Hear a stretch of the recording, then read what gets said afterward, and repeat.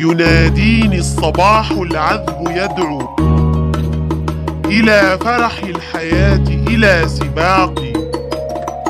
فأمضي نحو مدرستي بحب، ألاقي بالتحية من ألاقي، أسير إلى الأحبة بالهدايا، ويسبقني إلى اللقيا اشتياقي، أزود غيمة الأفراح حبا لتمطر بالمودة والوفاق، ولا أنسى المريض، وكيف أنسى صديقا عيشه مر المذاق،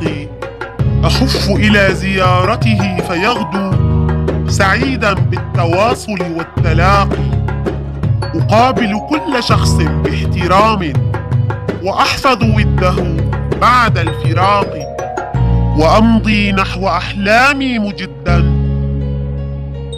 وتصميمي على قدم وساق.